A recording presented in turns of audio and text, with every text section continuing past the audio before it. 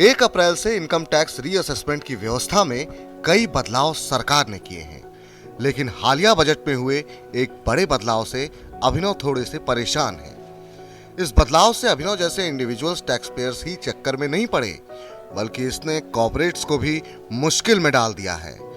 यही वजह है कि टैक्स कंसल्टेंट्स और चार्टर्ड अकाउंटेंट्स के पास इन बदलावों से जुड़े सवालों की बाढ़ आ गई है। इस बदलाव ने आयकर विभाग के पिछले असेसमेंट को फिर से खोलने की आजादी के दायरे को और बढ़ा दिया है। टैक्स एक्सपर्ट्स को डर है कि इन संशोधनों के चलते इनकम टैक्स डिपार्टमेंट और ज्यादा रीअसेसमेंट नोटिस भेज सकता है। अगर इनकम टैक्स डिपार्टमेंट को लगता है कि किसी टैक्स पेयर ने कोई बड़ा खर्चा किया है और जिसकी वजह उसने नहीं बताई है, तो उसे टैक्स नोटिस जारी किया जा सकता है। पिछली व्यवस्था में यह था कि अगर कोई 50 लाख रुपए से ऊपर की किसी एसेट के बारे में अपने आयकर ब्यौरे में नहीं बताता है, तो उसका टैक्स रीअसेसमेंट किया जा सकता है। ऐसा गुजरे 10 साल तक के मामलों में हो सकता था, लेकिन अब यह रूल बदल गया है और इसे समझना जरूरी है। आयकर डिपार्टमेंट के लिए रीअसेसमेंट के दायरे को ज्यादा बड़ा कर दिया गया है। अब अगर किसी कंपनी या इंडिविजुअल की 50 लाख रुपए या उससे ज्यादा की आमदनी या खातों में मौजूद एंट्रीज के बारे में कोई स्पष्टीकरण नहीं है, तो आयकर विभाग 10 साल पुराने तक ऐसे मामलों को फिर से खोल सकता है। अगर ऐसी छिपाई गई कमाई या खर्च 50 लाख रुपए से कम है, तो रीअसेसमेंट की सीमा को पहले के 6 साल के मुकाबले घटाकर 3 साल कर दिया गया है। बिना स्पष्टीकरण वाले खर्चों में बड़े इवेंट पर किया गया खर्च, महंगे एसेट जैसे मद आते हैं। यहाँ तक कि अगर खातों में कोई ऐसी एंट्री है जिसका स्पष्टीकरण नहीं है, तो उस पर भी आपको टैक्स रीअसेसमेंट का नोटिस आ सकता है। मान लीजिए आपने कोई लोन लिया था, इसे कम वक्त में ही चुका दिया गया, तो इस पर भी आपको नोटिस आ सकता है। ये नए प्रोविजन फाइनेंस बिल 2022 का हिस्सा है।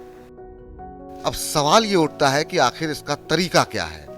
नए प्रोविजंस के तहत आईटी डिपार्टमेंट कई सोर्सेस के जरिए केसेस को रीओपन कर सकते हैं। अभी तक डिपार्टमेंट सीबीडीटी के रिस्क मैनेजमेंट के बताए गए आंकड़ों और कैग की आपत्तियों के आधार पर ही कार्रवाई करता था, लेकिन अब उसके हाथ में ज्यादा हथियार हैं। इनमें किसी ऑडिट में आने वाली आपत्तियां, विदेशी टैक्स अथॉरिटीज की जानकारियां, ट्रिब्यूनल या किसी अदालत के आदेश शामिल हैं।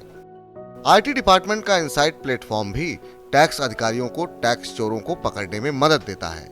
इनसाइट पोर्टल अलग अलग रिपोर्टिंग इकाइयों से डेटा को प्रोसेस करता है। खैर, असेसमेंट ईयर 2018-19 के मुताबिक भारत में अभी महज 3 लाख लोग ही ऐसे थे जिनकी कमाई 50 लाख रुपए या उससे ज्यादा है। अब डर ये है कि दायरा बढ़ने से टैक्स नोटिसों की कहीं बाढ़ ना आ जाए। टैक्स एक्सपर्ट और सीए सुनील गर्ग कहते हैं कि इस साल बजट में संशोधन के बावजूद सरकार ने कुछ सेफगार्ड टैक्स पेयर को दिए हैं। सेक्शन 148A के तहत ये सुरक्षा दी गई है, लेकिन आयकर विभाग के कामकाज के तरीके को देखते हुए इससे और ज्यादा मुकदमों का रास्ता खुल सकता है। पिछले साल के बजट में वित्त मंत्री ने भरोसा दिलाया था कि अब कानूनी मुकदमे कम होंगे, लेकिन ऐसा है नहीं। सबसे ज्यादा मुकदमे इनकम टैक्स डिपार्टमेंट के नाम पर हैं। 8 लाख करोड़ रुपए से जुड़े करीब 5 लाख मुकदमे आयकर विभाग और टैक्स पेयर के बीच चल रहे हैं। मनी 9 की सलाह: टैक्स पेयर को हमेशा अपने बड़े लेन देन से संबंधित दस्तावेज सहेज कर रखने चाहिए। इससे बाद में किसी भी परेशानी से आप बच सकते हैं। टैक्स से संबंधित आपकी मुहैया कराई गई जानकारियों में भी तालमेल होना चाहिए।